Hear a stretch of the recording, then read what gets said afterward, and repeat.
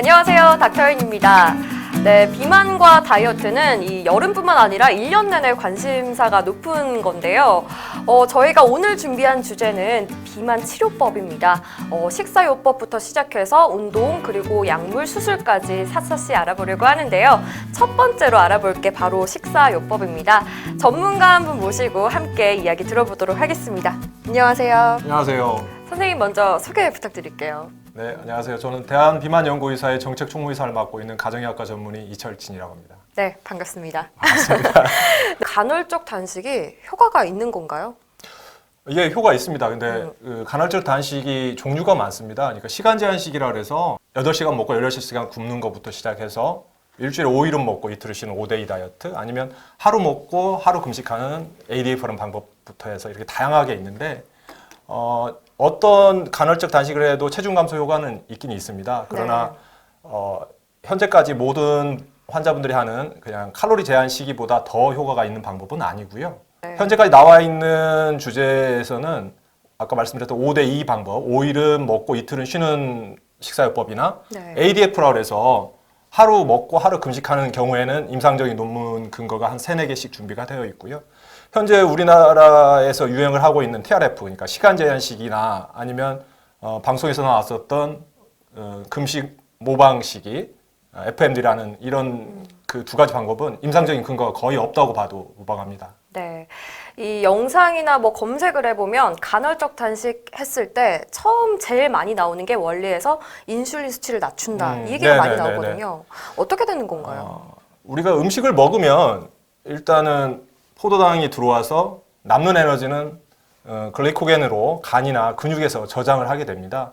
근데 거기에서 더 먹게 되면 인슐린에 의해서 남는 에너지는 몸에 각각 그 지방으로 쌓이게 됩니다. 그래서 인슐린이라는 이 호르몬 자체가 체중을 불리고 지방이 쌓게 하는 그 주적처럼 이렇게 취급을 당하고 있는 현실이고요. 네. 그래서 그 인슐린을 제한을 걸어서 살을 빼게 하자는 게 간헐적 단식과 저탄고지가 두 가지 방법 중에 하나입니다. 네.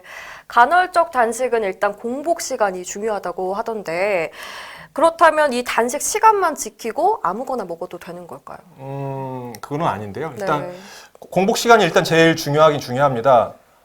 일단 그 간헐적 단식의 가장 기본적인 원리가 12시간 이상 금식을 통해서 포도당을 사용을 안 하고 케톤바디, 그러니까 지방을 사용하게 해서 살을 빼게 하는 원리가 있습니다. 이게 첫 번째 원리이기 때문에 시간은 꼭 지키셔야 되고 12시간 이상의 금식은 꼭 필요하게 돼 있고 더하면 더할수록 효과는 나타나게 돼 있습니다. 근데 이게 효과적인 게 더 많이 금식을 하면 효과가 더 좋긴 합니다. 그러니까 5대2나 아까 말씀드린 ADF를 하면 좋긴 한데 처음부터 이쪽으로 진행을 하면 몸에 충격도 많고요. 그리고 그거를 바로 적용하기도 쉽지는 않습니다. 그래서 제가 환자분들한테 얘기할 때는 보통 우리나라 사람이 5끼니를 먹습니다. 아침, 점심, 저녁에 아침과 점심 사이에 간식, 점심과 저녁 사이에 간식이 들어와서 5끼니를 먹는데 간헐적 단식을 시작을 한다 하면 제가 첫 번째 환자분들한테 권유를 드리는 거는 간식부터 끊으라입니다. 그러니까 정제탄수화물 간식을 꼭 끊고 시작을 하고 하루에 3끼를 먹게 합니다. 그 다음에는 12시간을 먹고 12시간을 금식하자. 그러니까 저녁 8시 이후에는 먹지 말고 아침 8시까지는 굶어라. 그래서 12대 12를 만들어 주게 하고 그 다음에 그게 된 분들한테 14대 10, 16대 8로 점진적인 증가를 보이게 해주시고요. 거기서 되는 분들은 이제 24시간 금식을 하고 5대 2. 거기서 되시는 분들은 이제 4대 3, 3대 4. 그래서 궁극적으로 최종의 목표는 ADF라 해서 하루 먹고 하루 금식하는 이런 방법까지 적용을 하게 만들어 주는데 실제로 건강한 내 몸을 만들기 위해서는 시간 제한 시기까지만 하셔도 무방합니다. 16대 8까지. 네. 근데 본인이 당뇨가 있다, 혈압이 있다, 어떤 대사질환이 있으면 16대 8로는 부족하고요. 그리고 5kg나 10kg 이상의 체중 감소가 필요하다, 그럼 더 큰 충격을 몸에 주게 하는 5대 2 이상의 ADF까지의 시기 제한 방법이 필요하게 되어 있습니다. 네. 오히려 저는 밥심이라고 해서 이제 먹어줘야 된다고 생각을 했는데 공복을 유지하는 게 오히려 건강을 지킬 수도 있는 방법이 되는 건가요? 공복을 지키는 금식이나 단식이 네. 체중 감소뿐만 아니고 모든 대사 질환이나 그리고 롱제비티라 해서 오래 살게 하는 가장 기본적인 의학적인 근거는 안 먹는 겁니다. 이거는 의학적으로도 증명은 돼 있고요. 네. 그러니까 금식이나 단식이 좋은데 이거를 금식이나 단식을 시행하기가 참 어렵죠. 그리고 금식이나 단식을 무리하게 하면 할수록 다른 부작용이 나타나고 있습니다. 그래서 그거를 적절하게 이 활용하게 만드는 거에 계속 변이가 되고 있고 진화를 하고 있습니다. 그 중에 나오는 게 간헐적 단식의 이런 시간 제한식이나 아니면 금식 모방 다이어트를 해서 FMD가 이렇게 나오고 있는 상태이죠. 네. 궁금한 건 이 단식, 간헐적 단식이 좋은가 아니면 탄단지 세끼를 잘 챙겨 먹는 것. 여기서 다이어트 효과는 어느 게 높을까요? 효과가 똑같습니다. 어, 그러니까 결론적으로는 네. 지금 현재 간헐적 단식이 사람들에게 제일 인기 네. 있었던 거는 양껏 먹으면서 빼주는 다이어트라고 맞습니다. 알고 있기 네. 때문에 우리 국민들이나 사람들이 많이 하고 있는데 실제로 체중 감소는 간헐적 단식이든 칼로리 제한식이든 안 먹은 만큼 빠지고 있습니다. 그러니까 이거를 논문 근거로서는 크게 두 가지가 있는데요. 이 메타 어널리시스에서 지금 간헐적 단식은 그렇게 논문이 많지는 않은데 현재까지 나와 있는 논문들을 예전까지 있었던 칼로리 제한식하고 비교했을 때 체중 감소는 똑같습니다. 둘 다 우월함을 그걸 보여준 저널은 없고요. 네.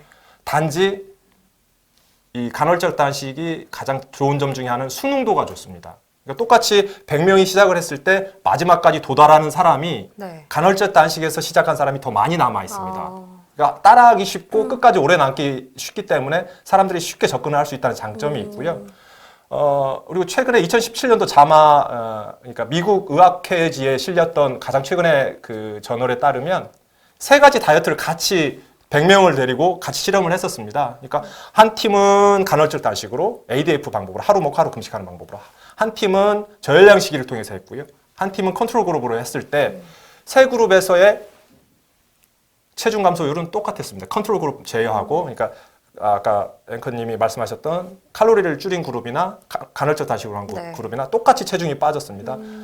그 스터디에서는 수능도가 간헐적 단식 그룹에서 그렇게 썩 좋지는 않았어요. 그러니까 아까 서두에 말씀드렸지만 이게 사람이 오래 살고 건강하게 살기 위한 방법적인 거가 계속 진화가 이루어지고 있는 중에 나오고 있는 최근에 이슈가 되고 있는 것 뿐이지 가장 큰 흐름 중에 있다고 보시면 될 것 같습니다. 더 나아진 방법이 향후에도 더 나올 거라고 기대가 되어집니다. 네.